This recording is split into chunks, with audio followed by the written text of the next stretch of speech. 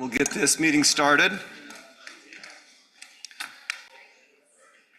Today is Wednesday, August 27th, 2025. We are in the council chambers at Washington City Hall for our regular council meeting. Our meetings are streamed live on washingtoncity.org/meetings and archived for viewing whenever you would like. It is my pleasure to invite Hans DeHaan of the Quaker community of Southern Utah and part of the Interfaith Council to start our meeting off with some remarks and an invocation. Hans. Mr. Mayor, council members, thank you very much for letting me come and join you today. The Quaker community here in town is not well known, but if you've never heard of Quakers, think of William Penn, who founded Philadelphia, which was then known as the City of Brotherly Love, and the state of Pennsylvania. Quakers are an ancient, I would say 400-year-old British Christian sect, and their gig, if you want to know it shortly, is this idea that we are all one, we are all equal, and we should treat each other with love and equality. Quakers have been known for a couple of centuries for their peace testimony. In fact, they were often criticized during the Civil War for refusing to kill other people. I think the peace testimony is somewhat maligned. The real concept is that we passionately believe that one cannot solve conflict with more conflict. That leads to more conflict. We have to solve conflict by coming together, understanding one another, and find creative ways to produce enduring peace. Thank you. Now, for tonight, I would just like to offer from the Quaker community an ecumenical prayer. So let's take a moment to consciously let go of what we might have brought unintentionally into this room. Let's make a conscious connection with one another inside this room. Let's remember that we're here tonight in a common cause. And so a Quaker invocation would go something like this. Infinite source of all beings, known by many names and beyond all names, we are gathered here tonight with a shared commitment to do the work of sustaining the health of this community. This work has been entrusted to us by the citizens of our city. May we find the wisdom, may we find the courage to know and do not what we want to do, but what we know is good and true for all. May we always stay grounded in the sacred responsibility. May each one of us speak up when it's time to speak up, and may we listen patiently and receptively when it's time to listen. And so may it be. Amen. Amen. Thank you. Well said. Councilman Henderson, would you lead us in the Pledge of Allegiance? Please follow me in the Pledge of Allegiance. I pledge allegiance to the flag of the United States of America and to the republic for which it stands, one nation, under God, indivisible, with liberty and justice for all.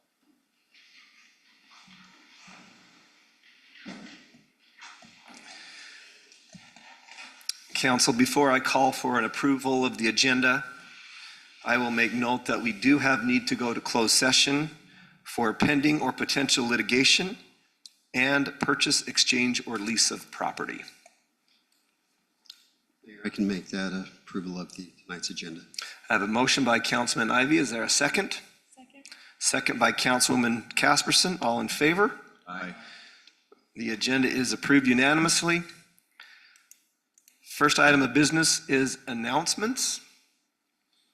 So, as many of you know, and if you don't know, you should know or will know now, this year we are celebrating America's 250th anniversary. And there are events in our community and communities across America, and it culminates on Independence Day of 2026. And as part of that, we have not only put up a billboard along I-15, we've also built a pocket park on George Washington Boulevard with a beautiful statue depicting George Washington. Another thing we'd like to do is hang banners along Telegraph Street and along Main Street. And in order to do that and get grant funding for that, we need to make it official. So to make it official, I'll be reading a mayoral proclamation designating Washington City as an America 250 community. Whereas the United States of America will celebrate its semi-quincentennial with events and activities throughout the next year leading up to July 4th, 2026. Whereas the United States of America, with its Declaration of Independence, Constitution, inalienable rights, and Republican form of government, stands as a beacon of freedom to the entire world. And whereas many American lives have been lost to defend and uphold the freedoms that American citizens enjoy every day. And whereas we have been encouraged to honor and celebrate the 250th anniversary of our great nation through community events, art, words, deeds, prayer, meditation, education, and service. And whereas Washington City is a patriotic city that reveres its founding fathers, honors its veterans, and instills hope and gratitude in its youth. Now, therefore, I, Cress Staley, Mayor of Washington City, on behalf of the City Council and the residents of our community, do hereby proclaim Washington City as an America 250 community in Washington City and encourage all citizens to join in recognizing the significance of America's semi-quincentennial. I invite each resident of Washington City to find ways to celebrate America's 250th, both individually and as a community. In witness whereof I have hereunto set my hand and caused to be affixed the seal of the city of Washington, Utah, this 27th day of August, 2025.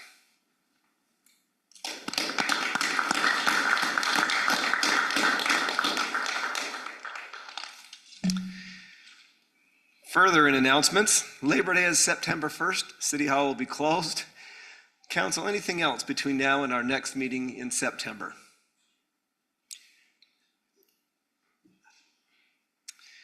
Seeing none, we'll go to the next item on the agenda. Are there any declarations of abstentions and conflicts?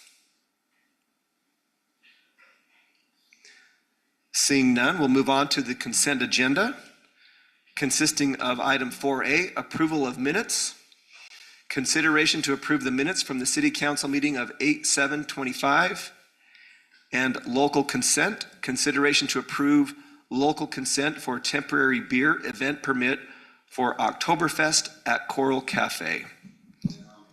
We approve the consent agenda as outlined. That happens. I have a comment on the local consent. Okay, we've got a motion on the table, and we've got further discussion. Go ahead, Councilman. The only concern I have is that the people use, I'm hoping that they use their own parking lot and not bleed over into the other parking lots during that event. So on a consent agenda item, we can seek some brief clarification from the council, from the staff. I'd like to pull it. Would so you like we to can pull talk the about item? that, if that's okay. Okay, I do have a motion on the table. Do you want to withdraw, Councilman Belliston, or do you want to? I'm amend? fine as long as it's not going to mess up with the application. I may be able to just answer your question really quickly, and if you indulge me, Mayor. City Manager. So this is just for the beer portion, but yes, they will and have done an application for the special event. And they do have to show their parking. They are using parking areas. Okay, as long as, Sure, it doesn't bleed over as a condition, but bleeding over into the private parking lots that aren't theirs. And, Always hope people park. They do have enough parking on site. okay, thank you. Good. I don't need to pull it then. I've got a motion on the table by Councilman Bellison. Is there a second? Second. A second by Councilman Henderson. All in favor? Aye. Any opposed? The consent agenda is approved unanimously. We'll go on to item 5, which is conditional use permit 5A. This is consideration to approve conditional use permit C-25-07 for a commercial building located at approximately Groves Parkway and Waters Edge Way. The applicant is Zion Surf Development. Community Development Director Eldon Gibb will present to the council on this item. Mr. Gibb. Thank you, Mayor, Council. On the screen here is the location that we're looking at. That star area over that lagoon area is the area here in the Alea PCD. I'll flip to the site plan for your viewing while I read the report.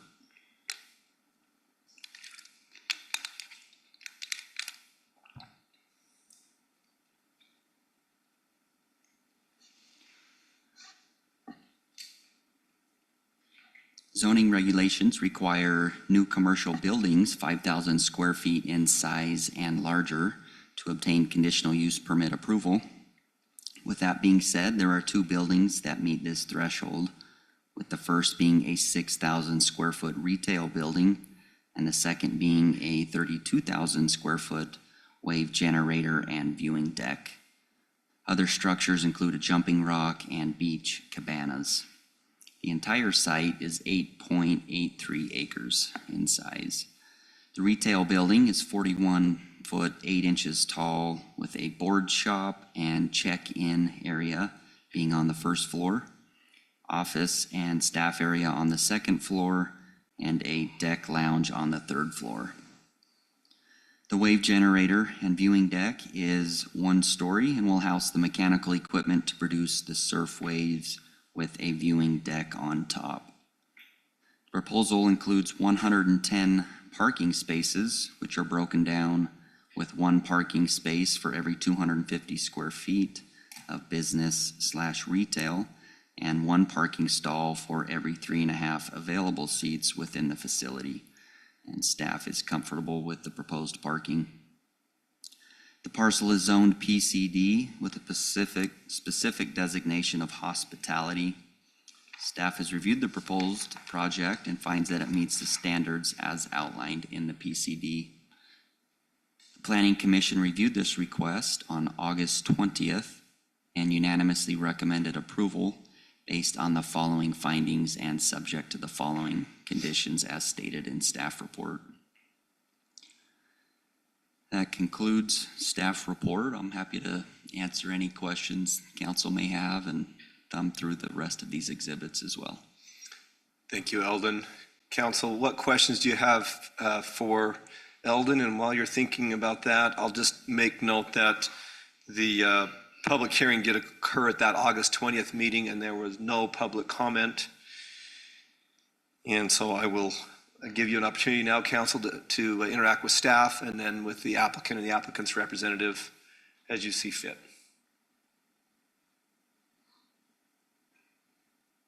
I probably have more questions for the applicant. Okay.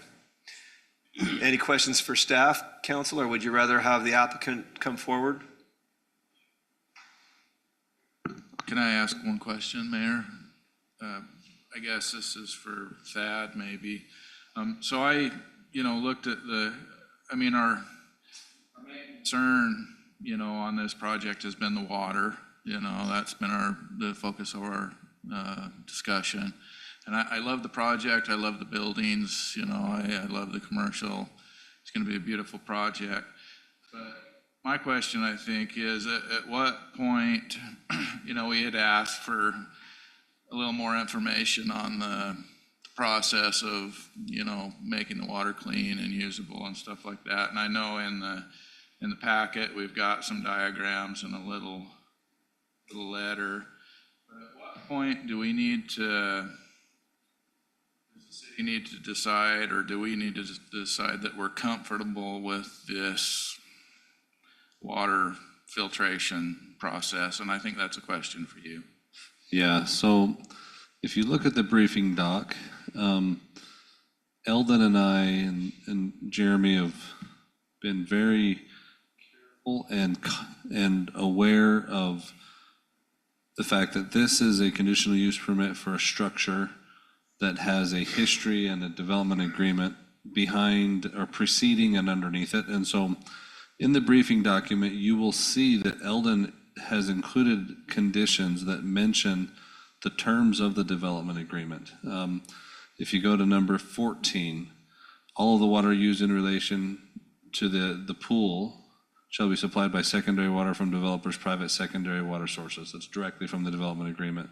Number 15, the discharge of byproducts or outflow from any water treatment system that is installed on the property shall not be discharged in the city's systems. Again, directly from the development agreement. Number 16, this is the one pertinent to your question. Plans for any secondary water treatment facility installed on the property for the processing and discharge of any waste stream, brine stream, or other solution shall be submitted to the city council for approval. 17, culinary water shall not be used in any capacity to treat it. Again, directly from the development agreement.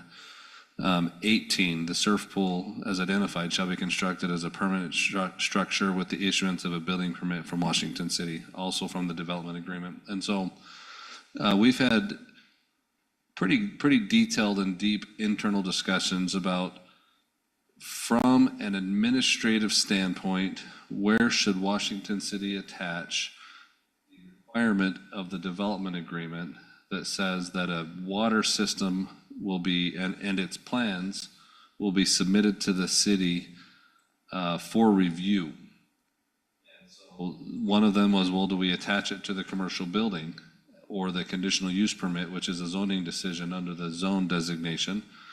And where the staff have fallen is that should attach, that requirement about the system should attach to the structure that's going to be using the water produced by the system, and that would be the pool structure. And so you see the pool structure tonight, but the pool structure is not in the consideration tonight. The only thing in consideration tonight is the building that sits right next to the pool / lake structure. And so it's my opinion that it should attach to the building permit application for the pool, and that is a administrative technical process, not a political process. So if that, according to the staff review and the submittal, it says it's for a 6,000 square foot retail building, and the second being a 32,568 square foot wave generator. So that's what this proposal says that we're approving. So I think the question on the water, I have a couple other questions since you brought up development agreement. You know, part of the development agreement was certainly the water would be figured out. The other one was, you know, the landscaping down the roadway would be done and installed up front. That we haven't seen any movement on that. I mean, I have other questions from the applicant, and maybe this is just as well for you, Eldon. You know, part of this, they say they need a 1 acre evaporation pond, but that's not part of the PCD site plan that was approved. Nowhere in there. So do we need to have a PCD amendment to include that? Because they're gonna have to put it somewhere. So it's gotta be laid in, it's gotta be approved as part of the PCD site plan. Yeah, there's a lot of moving components to this water park. You know, they're pulling their water to service this from an off-site location. Again, just reiterate, that's where staff felt that the hard components would technically be reviewed with that building permit application with the pool. But it has to go somewhere. But you're correct. So if they end up building a water treatment facility, it would have to come back for a CUP. And that would come back along with whatever evaporative ponds they would need to put there. And it possibly could end up needing a PCD amendment because it wasn't contemplated with the initial PCD. If it's going to be over 5,000 square feet, it also needs a CUP, so it will come back. Well, it's no secret I was uncomfortable, on the front end. And as we go further and further down the entitlement process without answering the questions that have come up that we've said we want answers for, then I get even more uncomfortable in entitling it further when they're out selling to the public and taking funds in from other private people that will be affected by it. So I think if I can paraphrase what I think Thad was saying, you are just entitling 2 commercial buildings tonight. That's it. The 6,000 square foot commercial piece will house the generator. You're not entitling a swimming pool tonight or the water necessary to. What it says. That is what it says. I think you're reading the 32,000 square foot wave generator as the pool, and that's not what it is. That's the facility necessary to generate waves. And corrected it. So the reason why we didn't feel that we should attach the secondary water filtration system and process plans requirement is because this building, if approved, will attach to the city's culinary water system. It will not, the building itself will not use secondary water for the commercial building. The wave generator would be generating waves within a pool that holds the secondary water that they would treat. And so because the development agreement required that the pool itself also be permitted under a building permit, it was staff's conclusion that that's where this requirement should attach, and if it's not met, or if it's not met to city's satisfaction, that's where the process would stop or be red tagged until they were able to mitigate or overcome the reasons that it stopped.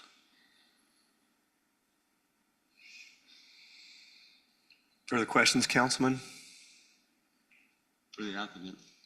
And because it has the generator listed on this part, that's why you have, those conditions, because they're kind of tied to the Well, so that's a good that just- question.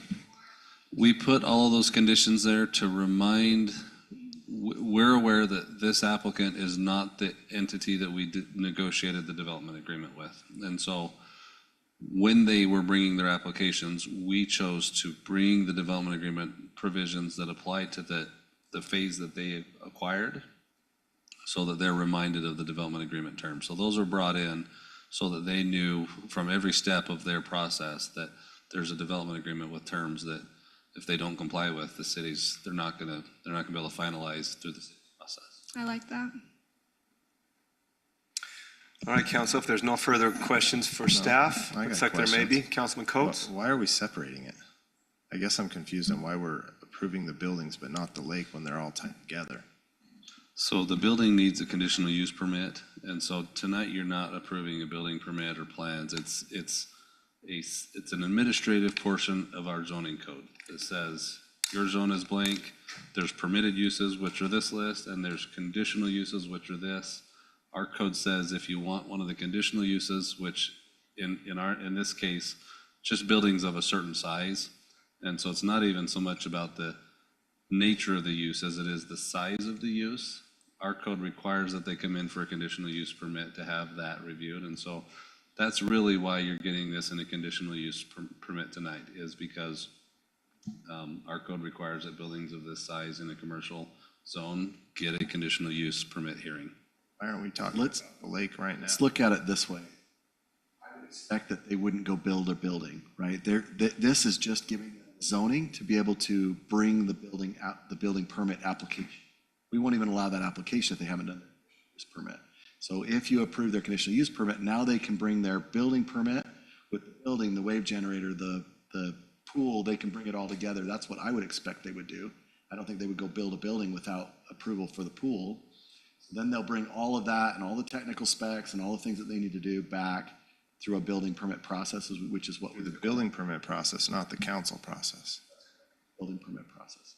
But it's a very technical process, so I would also expect, we don't probably have the in-house staff to take care of the thing that you asked us to do, which is make sure that they can process that water to a swimming standard. We will probably have to take that out to a technical, Third party. third party and have them do it. So there's a lot of stuff that I don't expect that the council or me or Thad or Eldon have the expertise to be able to do that either.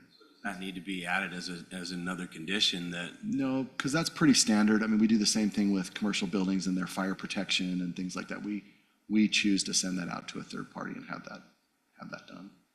That's pretty standard. I guess my thing is, at a certain point, the council needs to be comfortable with this whole process. And so, at what point can we say, okay, they've got, I mean, I read this and I appreciate that being submitted. But I mean, honestly, I see diagrams like that are 50 pages all the time in what I do. I mean, it's just nothing, you know? I mean, every job I do has pages and pages and pages of engineering. And so those diagrams and that little letter didn't make me feel real comfortable that this whole process is gonna work. And I agree with Councilman Coates that when his sentiment is, this is kind of a package, you know? And we kind of get, each time we meet, we get down the road a little ways and they get entitled a little bit more, but you know, we're not super comfortable that this whole process is gonna work. And that has been our concern from the beginning, you know, is that we go down the road and we get entitled to all this stuff. And then all of a sudden they come to us and say, you know what, this isn't gonna work exactly like we were hoping. So we might need to ask you for, you know, a little bit of water or whatever. I mean, when I read through that thing, it says that thing's gonna produce, what was it, 500 pounds an hour of solids or something like that? I mean, okay, what does that look like? Does it go 24 hours a day at 500 pounds an hour?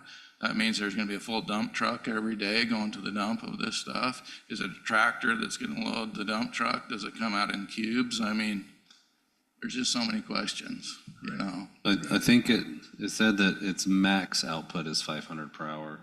Staff has similar questions, you know, how often does a pool of this nature run at full? But we don't know. My job is not to defend the applicant. This document you got was submitted after planning commissioners asked similar type questions. Staff has administered this to not include the pool. So part of why it wasn't in the planning commission packet is staff didn't view this as a pool application. This was viewed as a commercial building in a commercial zone as a conditional use permit because that commercial zone requires buildings of this size to have a conditional permit approval.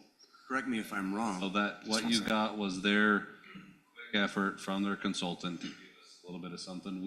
I think everybody on staff agrees that that's probably missing, you know, 98 more pages of detail, right?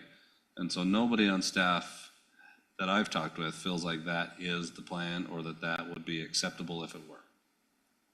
So correct me if I'm wrong, though, you know, we approve this tonight, we don't see any of that. We don't see it anymore. No, you're right, and that's proper. Council should not be looking at building permits. No, I'm not saying building permits, but the whole overall concept of how we're gonna deliver and all of that, again. Correct, and again, that's proper. Council does not, they are not a technical review body. Council gives vesting for zoning and then for things that the zoning code requires, like conditional use permits, but it's not the city's process that council is the one that reviews water filtration systems for review and approval, or that council approves a sewer system for review and approval. The city either has an in-house experts who've been trained on that, or we hire them. In this case, the city manager and I think that the review person or firm is going to be an outside entity that the city hires. And so, yeah, we do not want technical things to become political things, and we don't require it of any other applicant. We won't require it of this one. But this one, when they do submit that plan, are going to need to have patience to know that the city's then going to submit that to the city's consultant, who will review it and then give the council and the city information and opinions back about it. And then that would, of course, be considered with the council and staff together, and then we would decide what to tell them about what the city's consultant says about their plans. Thank you, Thad. One last question, then I'm going to comment, I'm going to invite the applicant up. I agree with you, except that through the development agreement, we said we wanted to see that as part of it. So, I mean, that was part of the discussion that we wanted to see how they were going to, we wanted a comfort level that. You saying that your memory is that the water plan would be submitted to you for approval? Like to see how they're doing it. I mean, I understand that we're not the technical reviewers, but we want to have a good understanding of how they're going to meet the end goal. I expect that you will be involved in seeing that, especially because somehow they have to build a treatment plant. I mean, that's what it looks like from the submittal that they made. And they're going to have somewhere to backwash the solids. And so, yes, any treatment plant over 5,000 square feet would come back to you for a CUP. So there will be more discussion by the council, but if somehow they didn't need that building, then it wouldn't, at that point, we don't have the council go through the technical details, and we don't understand those either. We need to get a consultant to actually tell us whether this will work or not. Okay, I think that's a good stopping point. At this point, I'm going to invite the applicant. Cody, are you representing Zion Surf Development? And if you'll just state your full name and introduce yourself to the council, and you can see they're a friendly bunch. Cody Larkin, representing Zion Shores. Appreciate the time tonight. We are not the master developer. You worked with them to get to this point, but we are very well aware and in tune with the requirements that you put on this piece of land to be able to get to where we want to all get to, which is to have a surf facility here in Washington that's world renowned. And so we, in April, when it was approved, even before it was approved, we contracted with the best water engineers we could find, which are world famous, I would say, as well. We have two of them specifically, Cloward H2O, and then West Tech, who both have different aspects working on the water treatment themselves. Cloward is more an aquatics, works with Disney and Universal Studios to verify and assert that water is clean for the public. We use them for that. And then in this case, obviously we have water that's highly brackish with high TDSs, total dissolved solids, that we're trying to remove. So we immediately engaged West Tech, who is a Swire company, and they dove right in head first in April. And we're about $1 million in with both of those two combined to make sure that we meet the requirements that you have and have put on this development. They feel completely secure in giving us the assurance that that will be done, and we're close to having it totally done. I think we'll have it in the next couple of weeks. We're intending to have that ready for as the building permit process goes forward.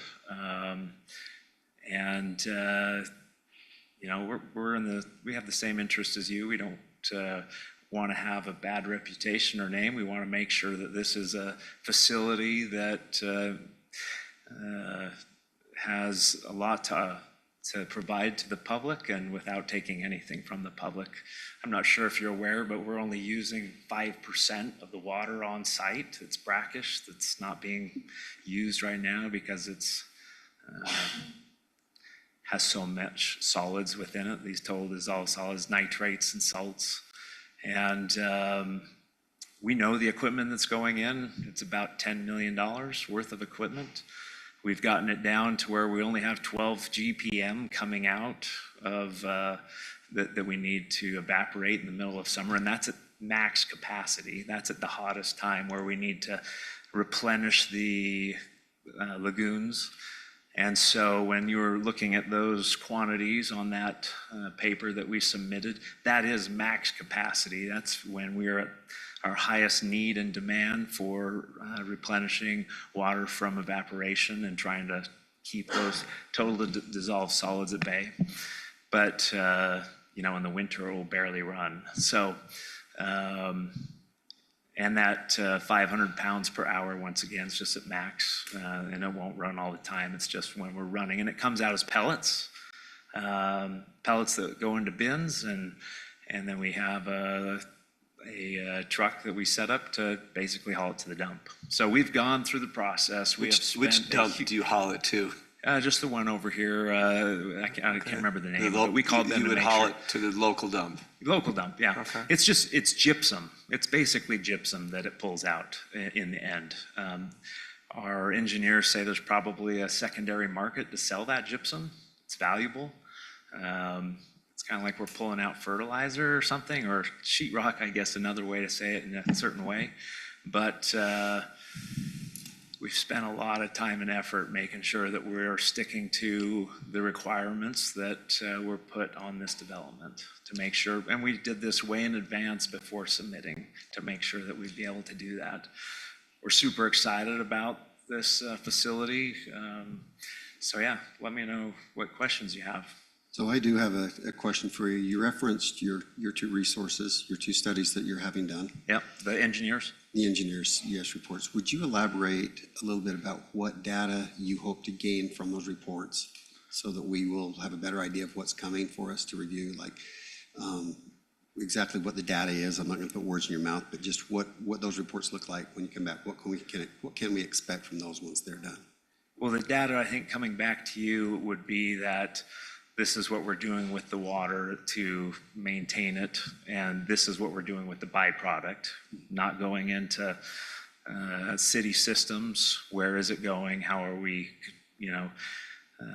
getting rid of that waste, the solids that we're getting? I'm not sure if I follow. Is that what you're asking for?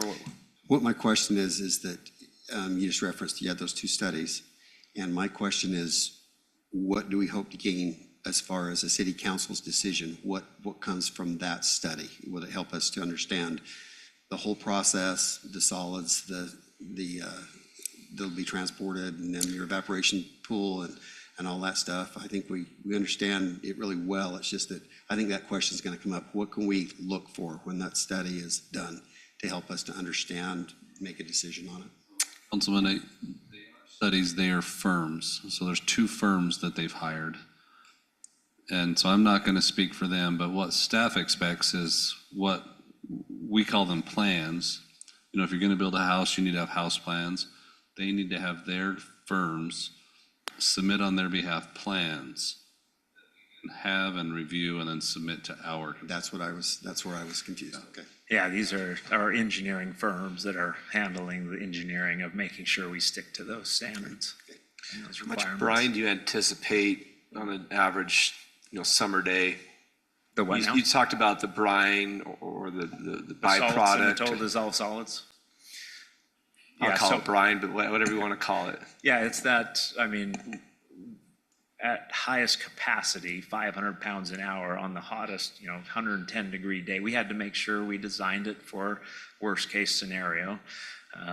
So when we have, the pool gets tested every day. And so we have to find out what we have inside of that pool to make sure that it's sanitary. And as those solids become greater, we need to remove them at a quicker rate. And so that's why we designed it up to that 500 pound per hour. So I guess what I'm trying to get at is how much typical capacity, how often are we taking this solid byproduct to Out? Yes. And what is that? So we take it out in 12 tons at a time. So that peak, summer day, every day, one truckload a day. 12 tons a day. Brian. Now, this is worst case scenario. We don't anticipate it to be that high, but that would be our worst case scenario. Is there an odor byproduct of that? That's pelletized, so it actually has a kind of a plastic coating on it. Is it? It would break down. Does it have? Yeah. Because like if you said gypsum, but gypsum can have a little bit of a kind of a rotten egg smell if you're around it a lot, or it breaks down. Is it maybe the sulfur? I'm just wondering about that. 12 tons a day would be the max that you think you would pull out of there and take to the dump. Correct. Okay. Yeah. Further questions for the applicant? Would your consultants, I don't know what your agreement is with them, but would they be willing to come to council in like a work session and discuss their plans with the council? Sure. Yeah, I'm getting a takeaway here. I think that might be a really helpful link to have your experts speak with the council and just answer whatever questions that I'm sure they can answer better than you or I can. yeah. Yeah, I'm pretty well versed in what's going on with it because I meet with them once a week and we go through the process. But I'm fine with that as well. Where do you expect to have the treatment facility and the evaporation ponds? Do you expect them on site? So it's a small evaporation pond. It's 1 acre in size. We don't even think we need that. That was when we were figuring it was going to be more like 20 gallons per minute. We're down, like I said, to 12. And they're still trying to reduce it even down to 10 gallons per minute. And this is, once again, that worst case scenario. But it's a small area. If you're looking at that building there, it's, if we were to put it inside of there, it's about a quarter of the area there. It's a big filtration. It has a couple different reverse osmosis systems and ultra filters in it. So it's not a huge process. It's not a huge area that it takes. So you're expecting it to be inside of this building and the evaporative ponds somewhere on site? Correct. Okay. Yep. Can I ask a little bit about timetable? Yeah. When do you expect to turn in your building permit applications for this stuff? We're hoping to turn it in within the next 2 to 3 weeks. 2 to 3 weeks, okay. Eldon, is it possible for them to turn in a building permit the day after we approve something? So we would first rule out if construction drawings are needed. And that would be the first step to get through. And then at that time, we could do a simultaneous review. So basically, okay, this is what I'm gonna ask.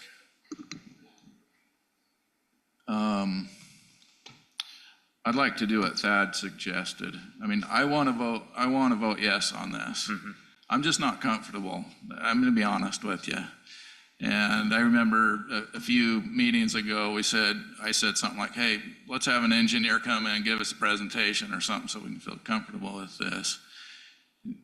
Could you have your engineer come down 2 weeks from today, give us a presentation, show us some pictures, tell us about prior projects they've done that are similar, explain it to us, not in, minute detail, but in enough detail that lay people like us can understand it and wrap our head around it, because this is a big deal to us. The water is the most important thing.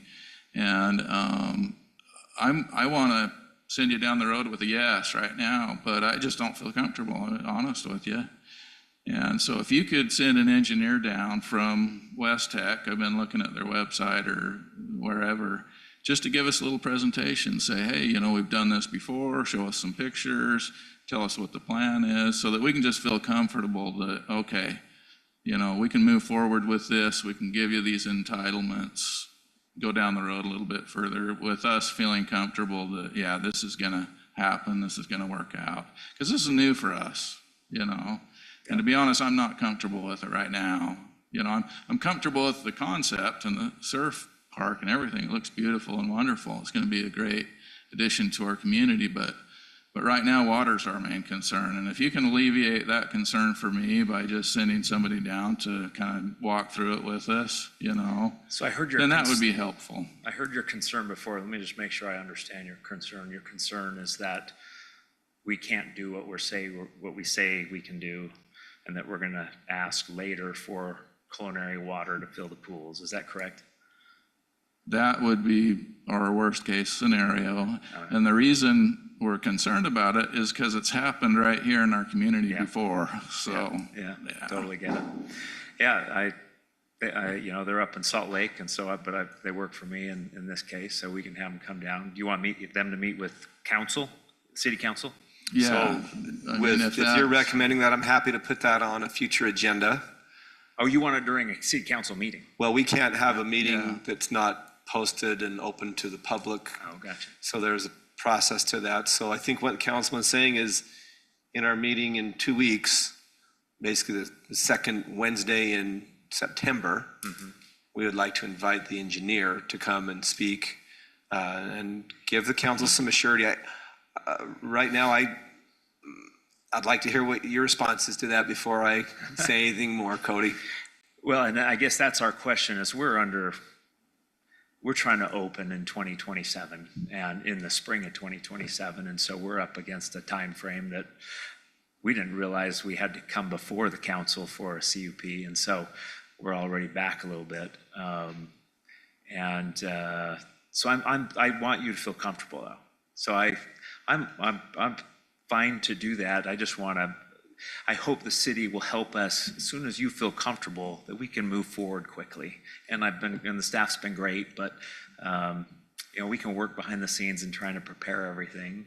I feel 100% comfortable, and I'm certain you will feel comfortable because, like I say, we gave them those specific criteria that you gave us, and they're 100% confident in it. So. Yeah, and that's why I asked about time frame. I'm hoping this won't hold you up. You can continue to move forward with what you're doing, and then, we can see that presentation. And I mean, I understand that you're 100% comfortable, but we haven't seen anything that helps us to be comfortable. You've probably seen 150 pages of engineering. We haven't seen anything. Yeah. So that's where I'm getting at, So every 2 Wednesdays of every month, the council schedules what they call a work meeting. And then after that is a regular meeting. Tonight's a regular meeting. And regular meetings is when they take decisions. They make votes on items, they vest things. Work sessions are where they just have discussions. Your presentation might be a better fit for the work session. And so that would start at 4 o'clock if that's where the mayor puts it. We'd have to adjust for that. We've got some plans with our youth council for our work session that night. Okay. And I'm out of town. So I think we'd probably just incorporate it into the regular meeting agenda. But in speaking with my recorder, I don't anticipate a heavy agenda, so it'd be at the same time and during the regular meeting. Can I make one comment? I want to be clear with expectations. As staff, we don't know how fast we can get this approved. So I just want to make sure that you're building that into your timeline. This is something that we don't do ever. We've never done a water system. And so just be aware of that. I don't think it's a 1-week approval of building permit plans. And I mean, I can look at our Public Works Department and others, but it will take a little bit of time to get those approved and sent out to a third party, so. The critical path for us is that wave gen structure. That wave gen structure has 8,000 cubic yards of concrete in it. Yeah. And it's a slow process, probably at least a 1-year build cycle. That's our critical path. That's what we're trying to get to. And I recognize we'll try to do everything we can. I don't want to set an unreasonable expectation for you either, so. And I totally understand that. So I think the engineers we're working with, whoever you hire as a third party, they probably know them really well. There's very few that understand water like these engineers we've hired, so. I think you made the right call there. I think Councilman Henderson's recommendation makes sense. Council, just kind of looking for your feedback So on. can I ask Mayor just really quick? Go ahead. So in 2 weeks, you would say we could have them come down in 2 weeks and you have a regular council meeting where you could approve this after you feel comfortable? So it would be, looking at my calendar, I'm looking at September 10th would be the next meeting.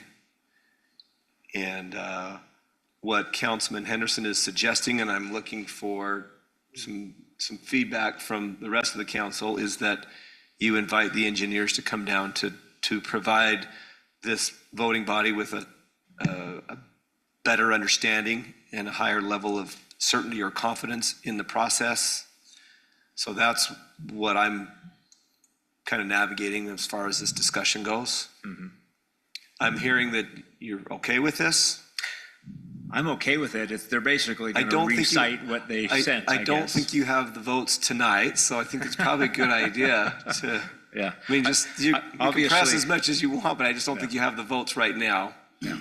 Obviously, we want you to feel comfortable. And as much as I feel comfortable, I recognize you don't yet. Can I But, share, can I make a request? Yeah, Councilman Nelson.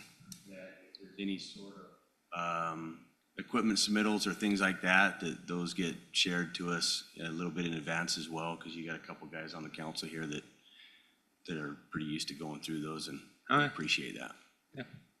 You mean before next council meeting, in 2 weeks? Sure. I don't like seeing things the night of, a few days prior, to be able to read them and a little bit. Got it? The other thing is, talk to, Cody, on those that Councilman Bellison's asking for, just coordinate with the recorder, and she sends our packet out the week before, so by. So we need them in a week. Usually Thursday, yeah, so usually the council usually has 5 or 6 days to get through those and digest, so, I mean, that's an accommodation that's up to you to do. Councilman Coates, did you have further comment on this? Yeah, I have comments on the parking lot. Are we, yeah, are we there? Are we kind of, Are we done with that conversation? are we, any other further comment on this side? Let's move on to the parking lot. Just looking at the parking lot, it just seems kind of, it's 110 stalls. I don't know if that's enough.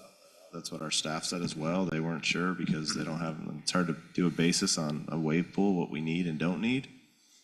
I'd like some information when we come back, more of how we gauge that 110. I thought Brandy put that together. We have, I want to say, we're 30% past what we need.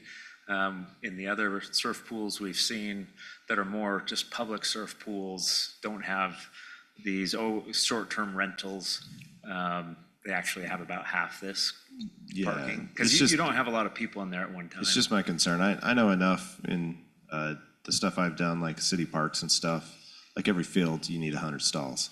Yeah. And this is more than a field, but it's kind of one of those things that I don't have a bearing on, and I'd like to understand how you got to this amount of stalls. It's also a pretty bland parking lot, just straight parking. There's no islands, there's no nothing. It seems kind of, I don't know. I don't know if you saw that, we're kind of have it hidden with a precast or CMU wall behind it. It just seems pretty, I don't know. Yeah. Usually every 15 stalls or 10 stalls, you put a little island to help break up the parking lot. I don't know. I'm just, seems pretty sea of parking, straight sea of parking. Well, we are trying to create as much parking as we can in the Yeah, area. and I'm not trying to take away from park. Just- Yeah. Those are the things I'm noticing and the only other comment I have is the master developer did promise landscaping down Washington Fields, and we do not have that yet. And now we're getting applications, and they said it would be done before, so I don't know how staff's gonna address that, but it's horrible looking and it needs to get addressed before we do COs or something, because that was the deal, is to get all that landscaping fixed. So I don't know how we address that, but I know that's not you. I'm just bringing it up to staff. So you've done other projects like this. Is there one nearby or close to us that So this will we be could reference? the second done in the United States. Okay. So we have 3 tech partners. There's 5 of them built in the world, 2 in Brazil, 1 in Japan, 1 in Waco, Texas. The Waco, Texas one is the most, I don't know, easiest to go see and recognize. That's the very first one that was built. It was built in 2018, and so we're way past. That's what we call Gen 1. We're on Gen 6. And so the technology has improved drastically since then, and so this will be, like I say, it'll be world renowned. In the others, are you using brackish water in the others, or in those areas, are they using just clean, drinkable, potable water? It's a mix. Some of them are seawater, some of them are culinary water. Here in Utah, we have to follow a new code that was just put forward this year. It's a lagoon code. Really brought about by these wave parks. These wave parks are being built all over, not our tech, but other wave parks. Most of them use culinary water here in the nation. But Utah adopted this lagoon, I guess, code that we have to follow to make sure that the water's sanitary. Ironically, the water is perfect with it being brackish. for it to be sanitary. We're not taking out any more solids than we need to, because we utilize some of those solids to make it sanitary. So it's a perfect application for what the water is. It's just when it's evaporating, then we put too much salt in it, into the pool. So we're just removing, as water is evaporated from it, we're removing some of those solids. But yeah, they use different products. But yeah, this is kind of like the beginning of golf, I would say. I see them popping up all over the place. They're really cost intensive to build. My expertise, I'm a civil contractor, so we build water tanks and lakes and reservoirs and roads and highways, and so I understand the construction really well, and I love to surf, so. Council, further discussion, question, comment with the applicant? I see Councilman Belliston. Just a quick question for Eldon on the parking. Like Councilman Coates brought up, what is it typically on planners that we have required in the past? Like we haven't had something like that isn't broken up, right? For the internal breakout, yeah, we currently don't have a city code requirement on those. And I brought up on the screen there that, driving down Groves Parkway, you can see that sight line distance, that dotted red line. Those cars are going on the main road there. We've got the block wall, 6-foot privacy wall setback, 15 feet, which will meet our landscaping requirements of live growth to bring that beauty in, seen from the outside. So you're really not gonna see that internal parking lot looking outside in until you enter into the parking lot itself. That's going all the way down Groves. Correct. I read something different. And I know we required, plantings in, Winco's parking lot and things like that. So in different islands and things. And, we had a conversation about it the other day on another project, right? So. And we do have a tree per stall requirement, but no requirement for those internal. I think it would be helpful if there was Our intent obviously is, especially on that outside, the area between Groves and that wall, is to beautify it. You'll see a lot on top of that deck. We have landscaping as well. Lots of trees, palm trees, desert vegetation. I say a lot, but it's not a ton, but it's enough that it'll beautify that whole area. We're trying to create a little bit of an oasis. Cody, when you come back in a few weeks, I'll be watching remotely, but I'd be happy if you could have the engineers also further explain. I call it, Brian, you call it a solid waste byproduct. Byproduct. I would just be curious to be able to wrap my head a little bit more around that. What does that look like? How is it stored? How is it shipped? And really, are we talking 12 tons per day? And that going, I need to have a better understanding of how that, it would help me, but the council votes, I set the agendas, so. Yeah, got it. But if you could make that note, I think that would help the council as they understand this process. If there's not any further discussion on this, it sounds like, Councilman Henderson, that you may want to make a motion to continue this item until September 10th.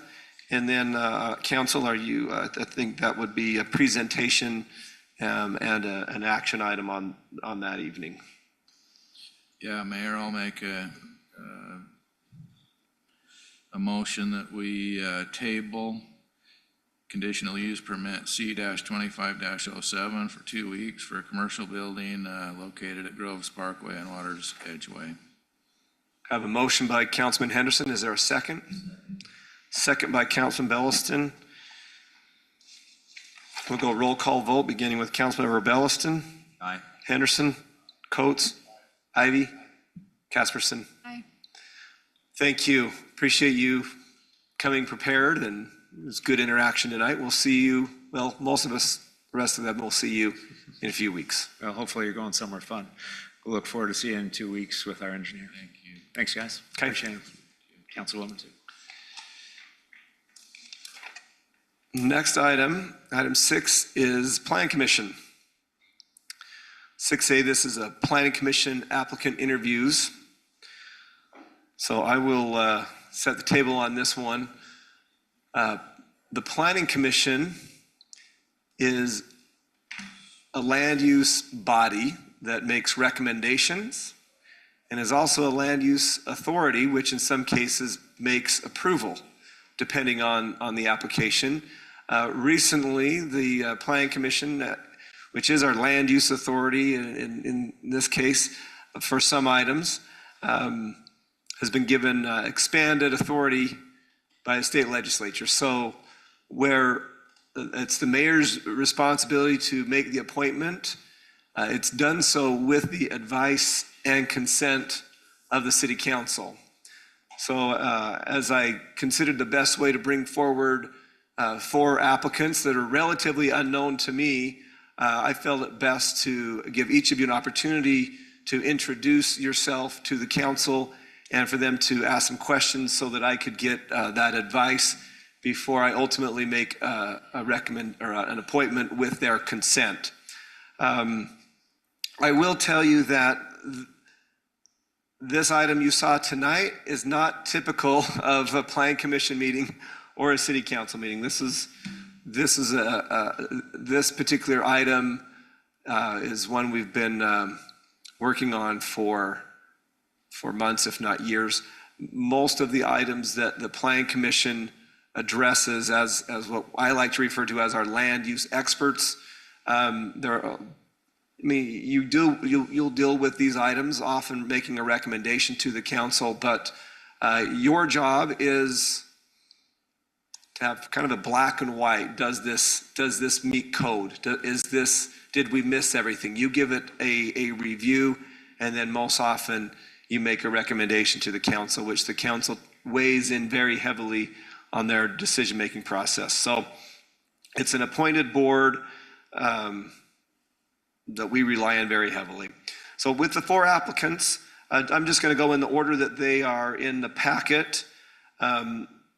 Michael, I don't know how to say your last name. I know you, but so if you'll come forward and it depends on whether you're from Holland or America. Let's go, tell us both ways and come on up. Okay. I was just in Holland last week, and everyone would say Bauhaus, and I wouldn't answer, because we all say it Bauhaus. But I got used to it. Take 2 or 3 minutes, introduce us to yourself. We have your applications, Okay. your letters of interest, but let us get to know you a little bit, and then we'll let the council, pop some questions off you. Okay. Well, first of all, if you have my information, you know that I did serve on city council for a period of 10 years. I was on planning commission for a period of 2 years. I was liaison from the city council to the planning commission for 2 years. So it's like planning commission's been in my blood. We moved down here and I went from 90 hours a week, I think, that's what my wife will tell you, to about 10 hours a week, and that's just because I'm on the HOA board. And it was quite an adjustment when the brakes hit. And so I found that I love public service.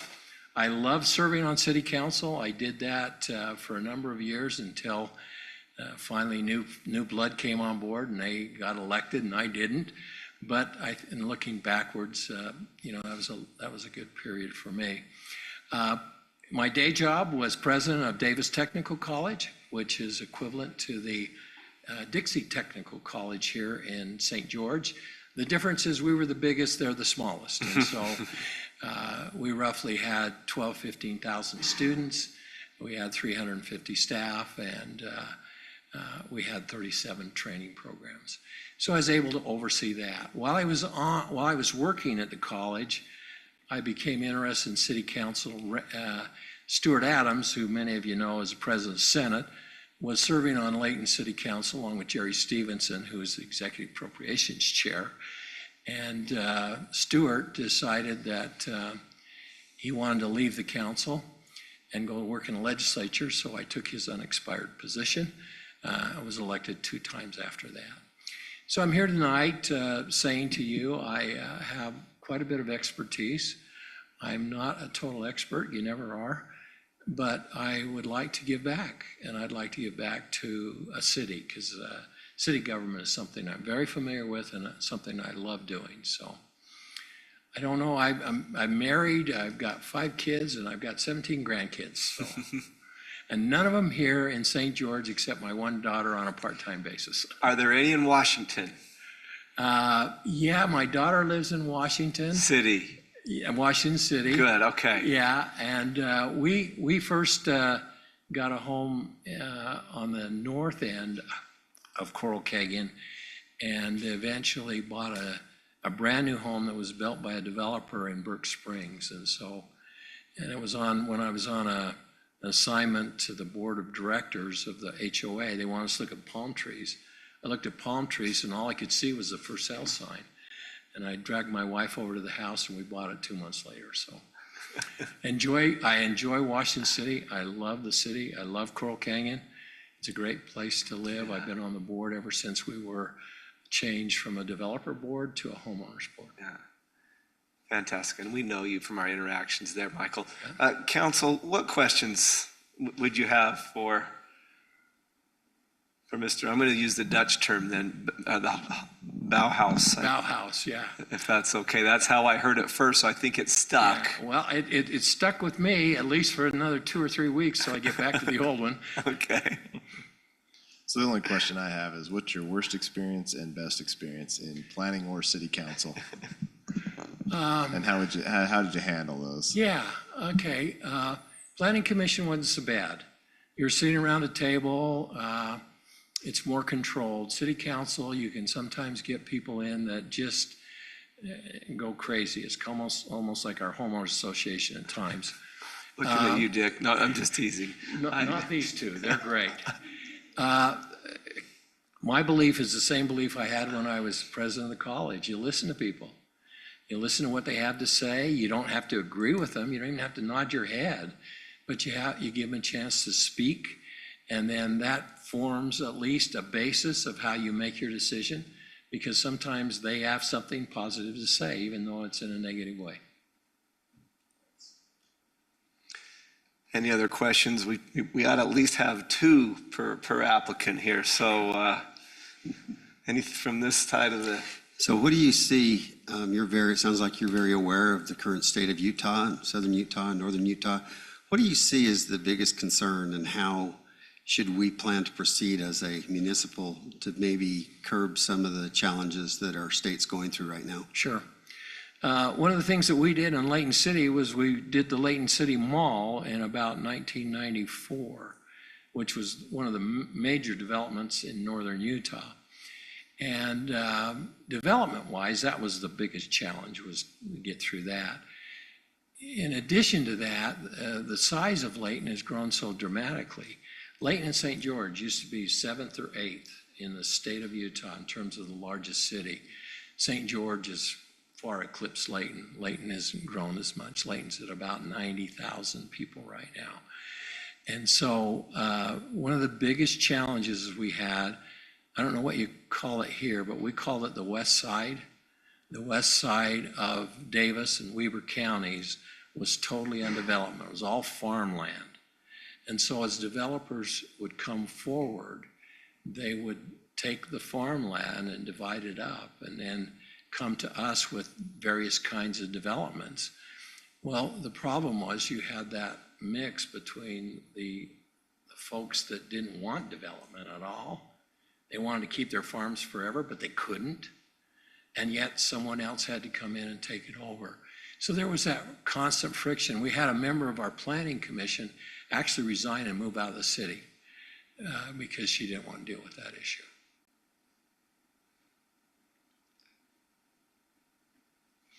Maybe just last final question, unless the council member has a question.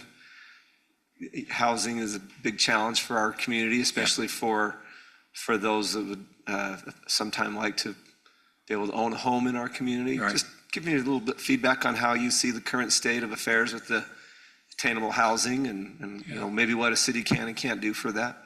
I'll give you a personal example. When I moved into Coral Canyon in 2018, I bought my home for $335,000. The realtors send me out information all the time now that's worth $800,000. Well, I have a daughter that is starting out in life. She's in her 40s, and she can't find a home. She has a hard time finding rent. So housing in southern Utah is just, in my mind, off the charts problem. We don't have enough housing in terms of rental markets. Same is true of Coral Canyon. We don't have hardly any rentals in Coral Canyon. You have to buy a home, and once you buy a home, you never leave. But I think housing is a major problem in southern Utah.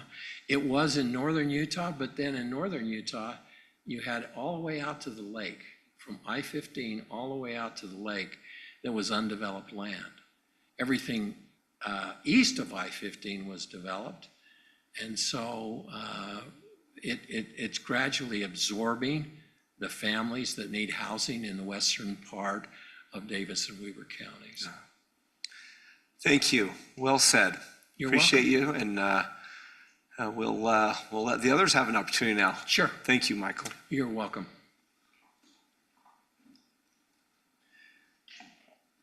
Linda Bushman, if you would come up and spend 2 or 3 minutes introducing yourself, and then field a few questions from the council. Hi, my name is Linda Bushman. I'm married to Ken Bushman, who happens to be related to the mayor. So we are married. We are We just discovered that a few minutes ago. Yeah, so, it's the Tolbert Staley Fry connection there. So And please pull don't- that mic down, so, Oh, can you there hear you me? go. Better? There you go. Yeah. That's better. So I'm a retired school teacher librarian. I worked in the Alpine School District for a long time. I love the junior high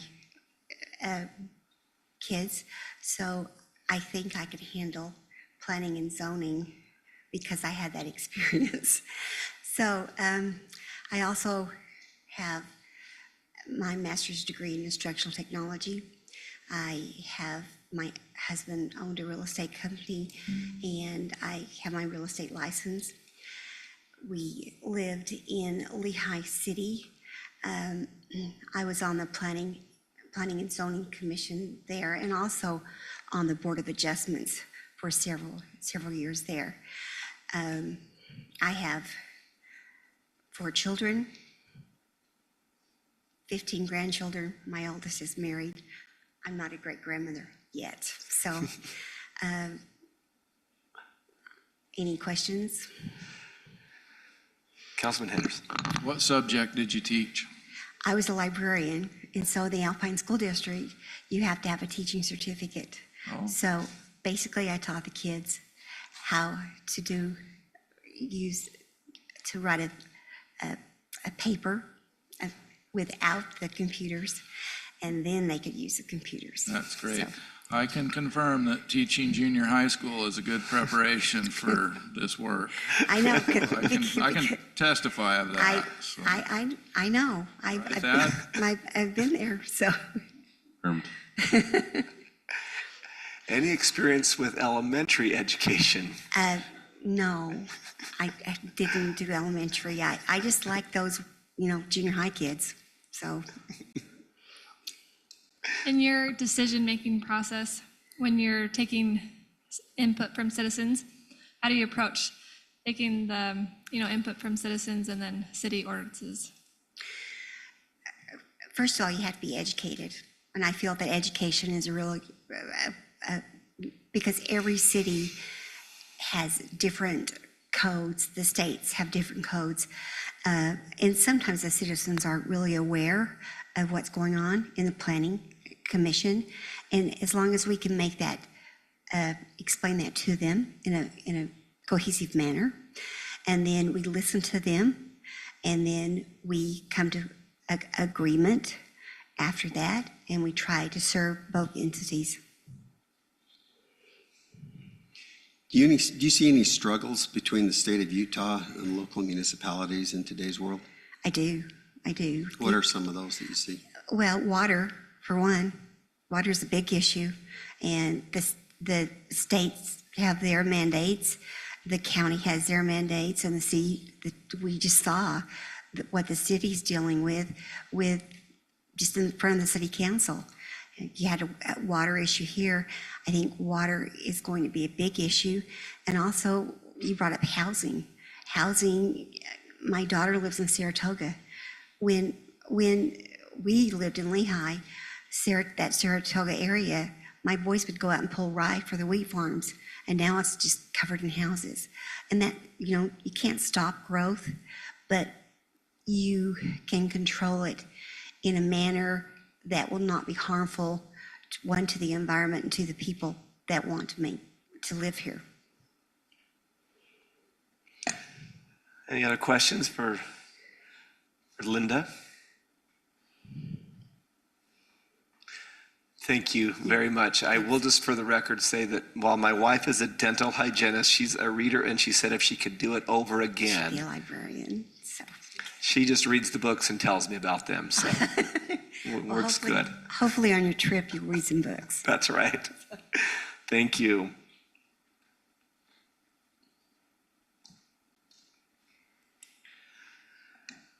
All right, next applicant is Gary Hicken. Mr. Hicken, if you'll come forward and introduce yourself and tell us a little bit about your background and experience and desire to serve, and then we'll field a few questions. You bet. Well, Mayor Staley and members of the council, appreciate you inviting me here tonight. My name's Gary Hicken, and I've been here in about 4 years now. Been married 53 years to that woman back there in the corner. Have 5 children, 20 grandchildren, and we love Washington City. Came down from Linden, we were there for 16 years, and before that was in Buena Park, California. Spent 35 years in law enforcement and chief at Buena Park, and then also hired by Saratoga Springs to start their first police department. At the same time, Jim Keith started the police department here in Washington. And then I also started the police department in Bluffdale. Okay. So I'm not retired, and I saw the Washington newsletter, which I read every time I get it. And Tara was asking for anybody who might be interested, so I'm retired. I have time. I've been in government for a lot of years, and although I don't have anywhere near the kind of experience on the planning commission he does, because I never served on a planning commission.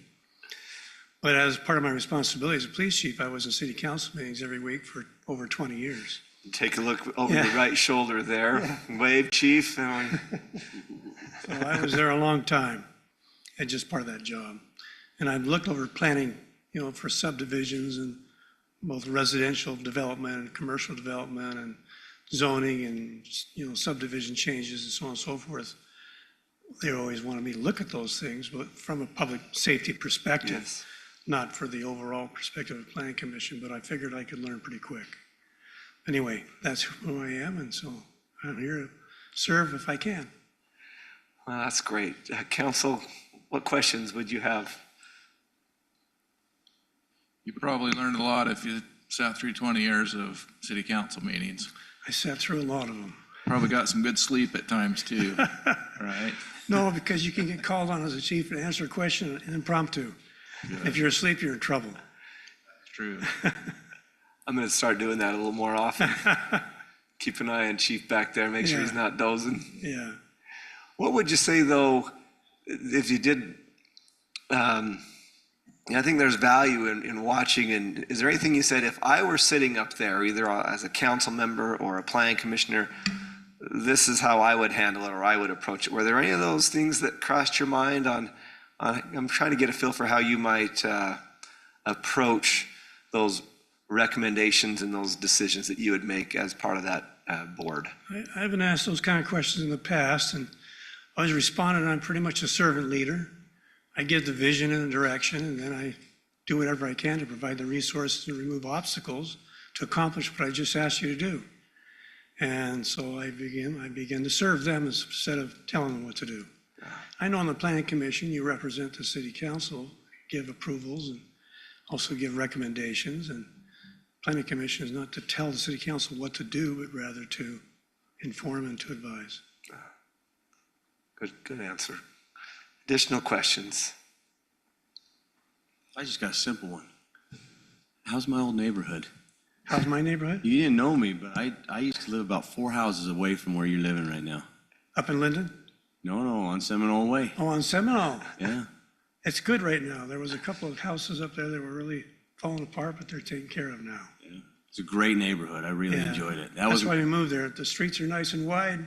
They're well covered and well in A lot of years, that was my last house. But the people out there. I'm in are nice. construction, right? So every house is my last house. And I've got about 3 of them now under my belt. The neighbors are all great. We have a great time together.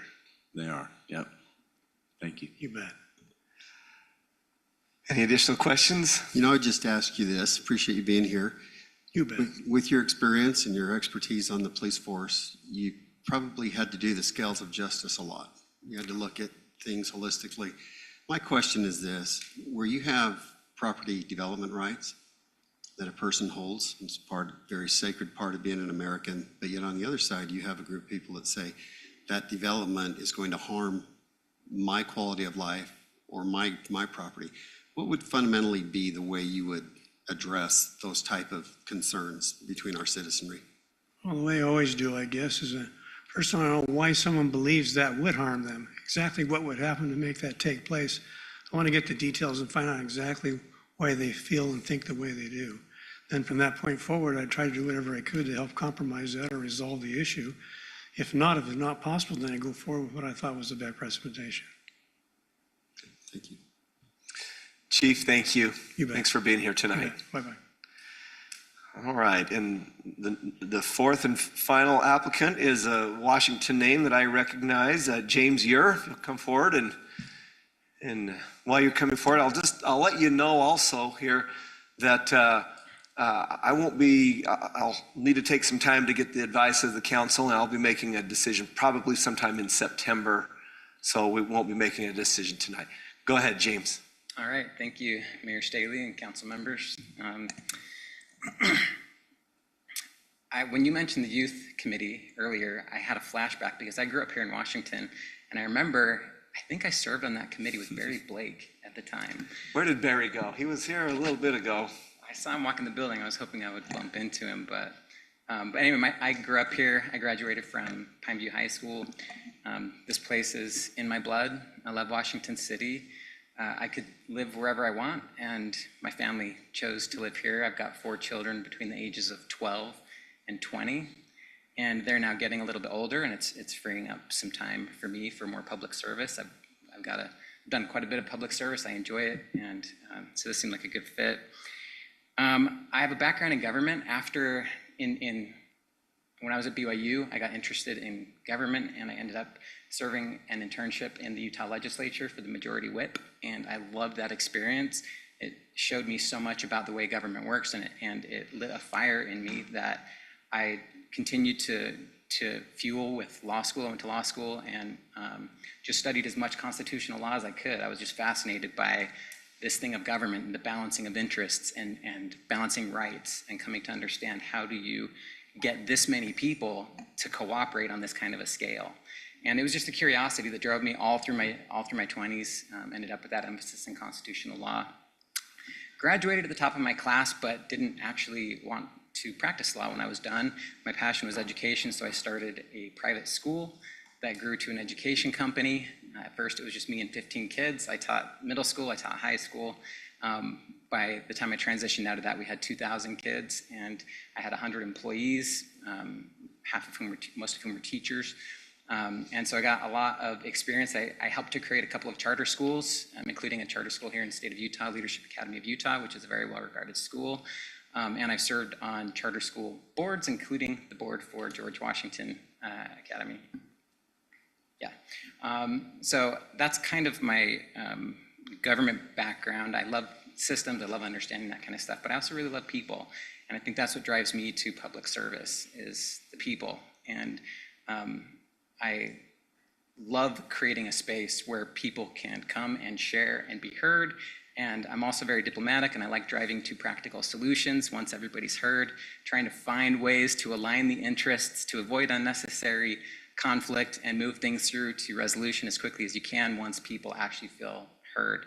So that's a passion of mine, both in my own family and in public service.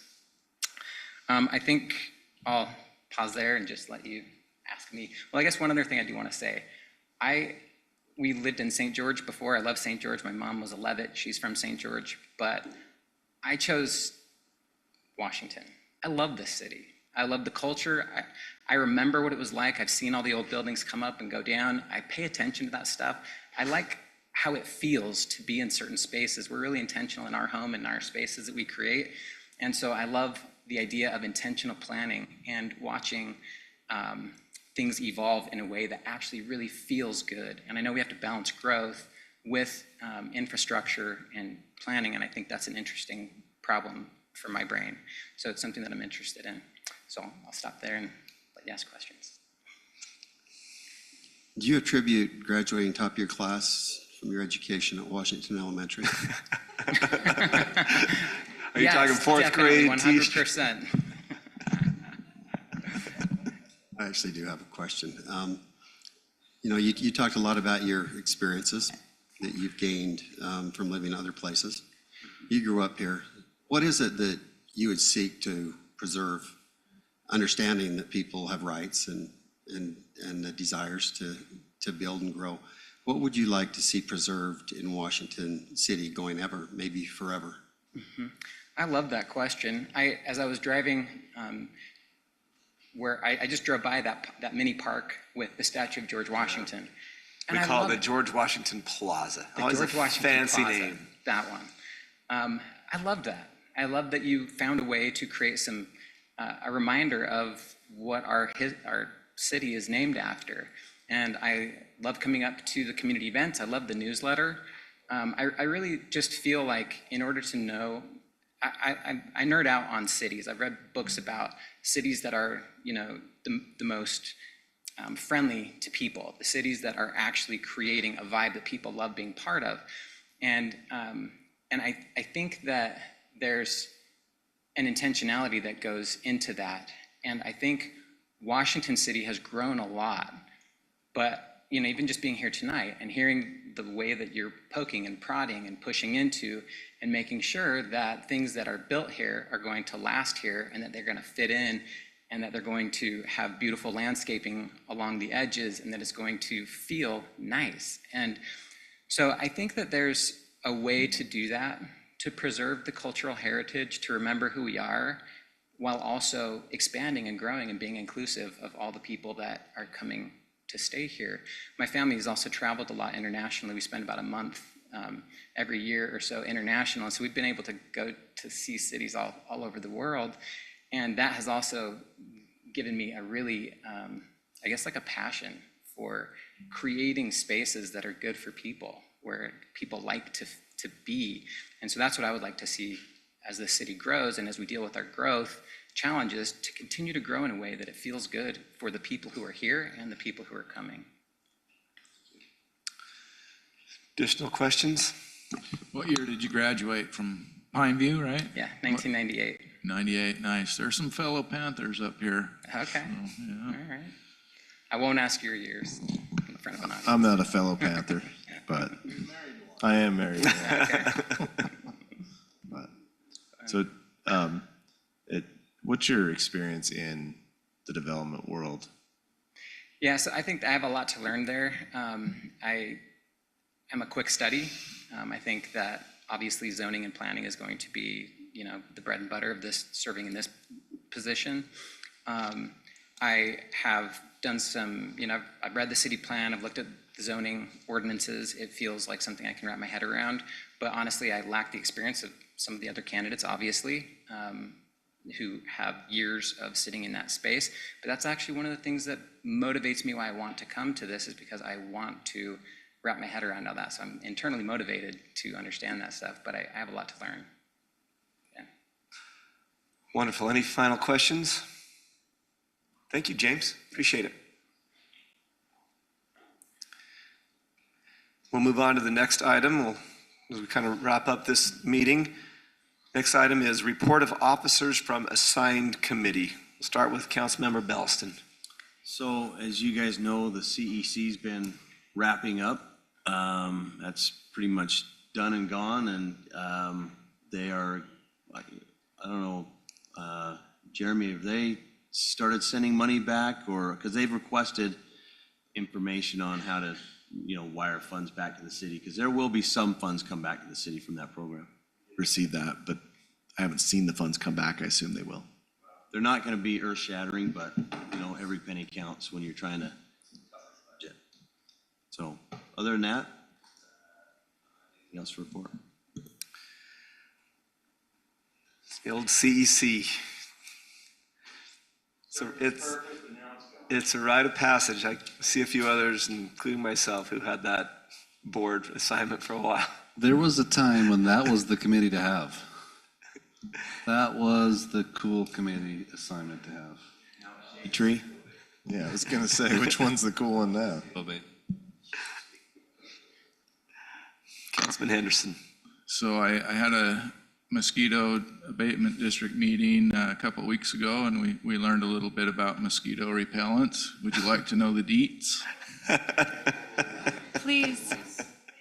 Just a little mosquito humor there.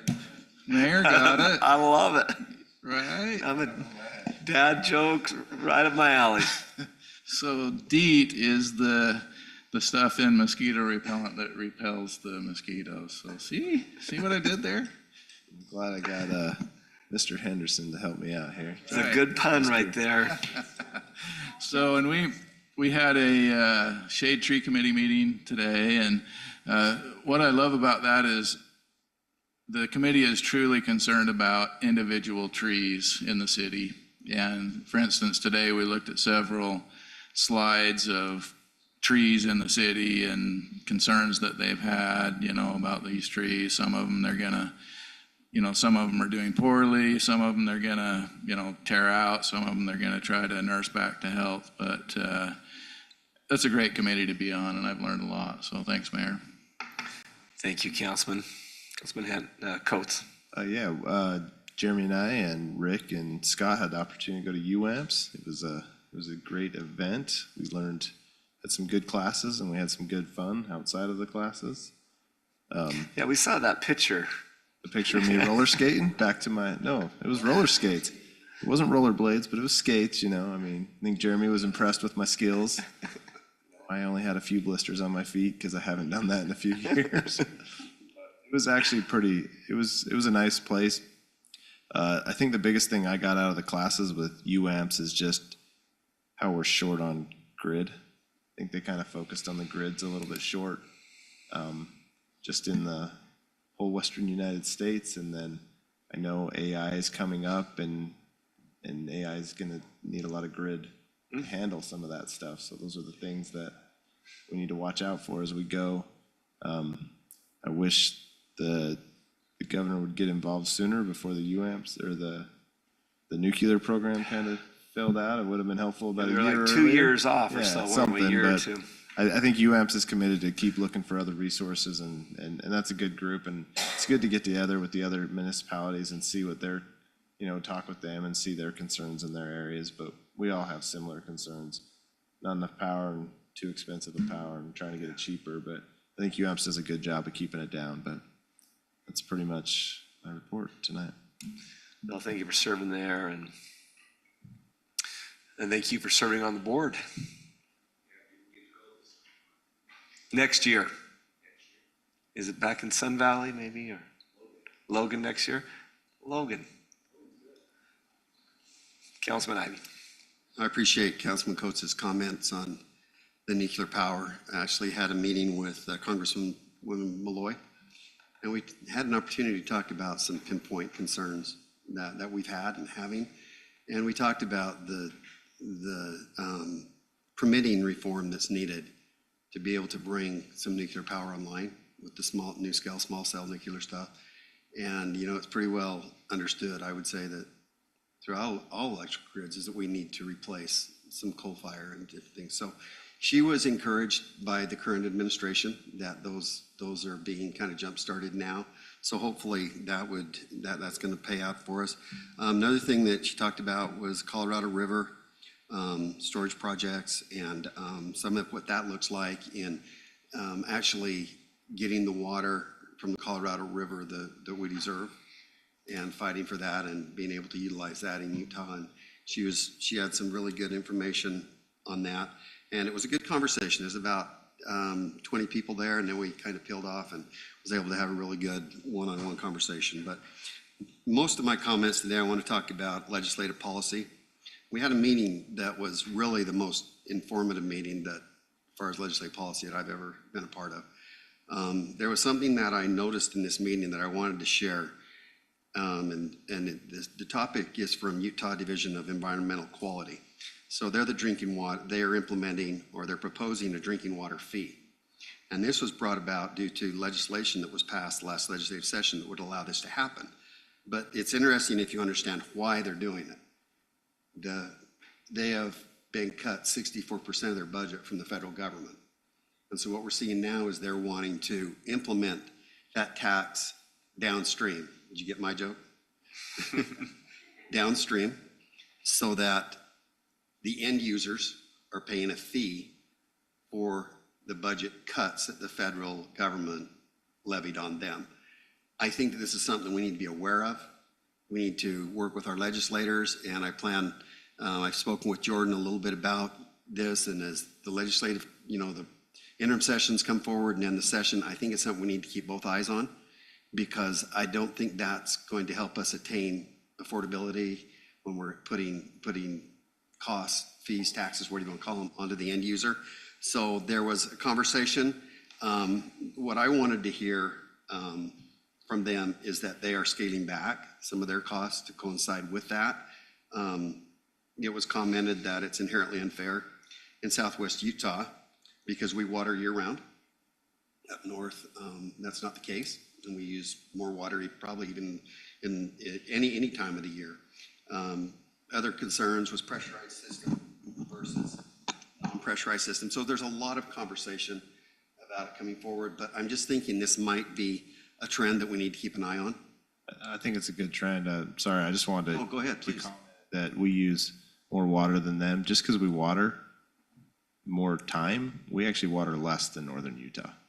They water a lot compared to us because of what we have to do with our weight. So don't let them do that in that committee and say, well, you water 9 months of the year, but we water differently.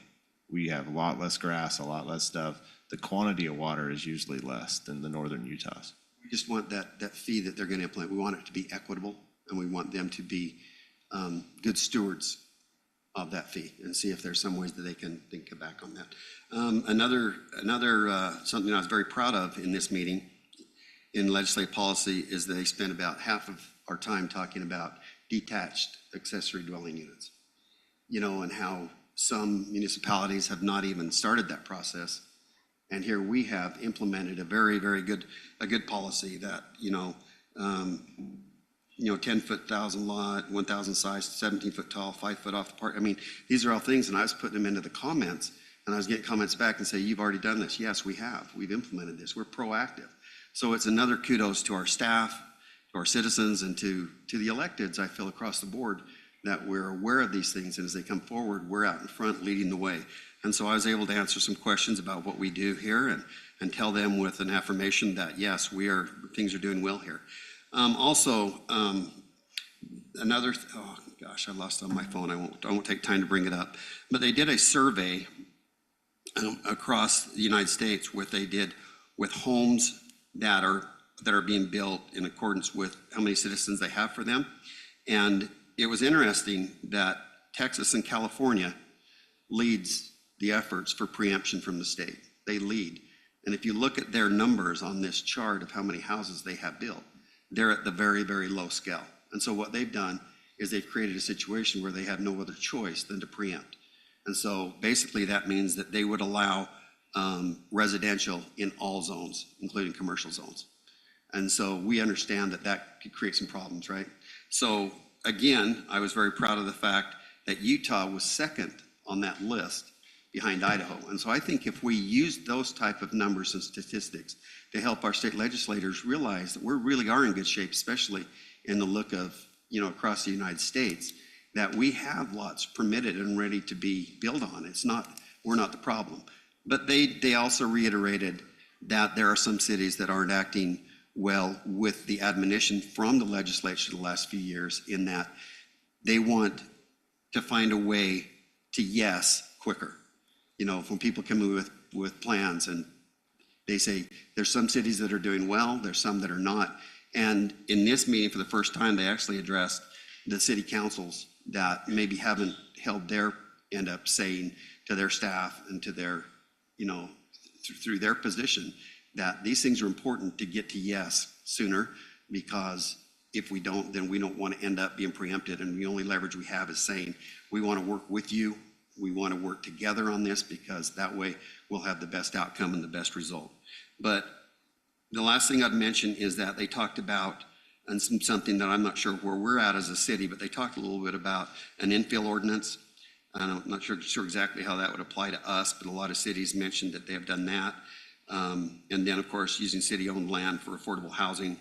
And then there was quite a lengthy conversation about approval timelines and how that needs to continue to be worked on constantly through Public Works and building departments throughout all the municipalities in the state. But it was a fire hose kind of meeting, Mayor.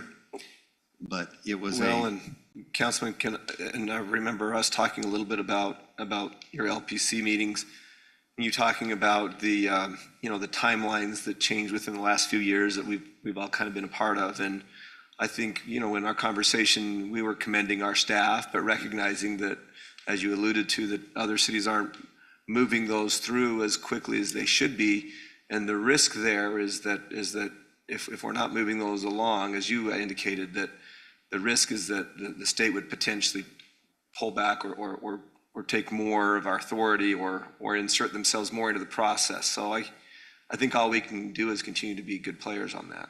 I do. I think that's good advice, Mayor. I think that the message is collaboration over preemption. And I think also using the league to share out to the municipalities that are not acting proactively on this to do their part, because we could very well get molded with the same dough as a city that maybe isn't doing their part. But it was a really good meeting. If any council, any other questions, I'd be happy to share that meeting with you, or anything else that's coming. That's going to be fast and furious. You can tell already, but we're going to have to hold our own again.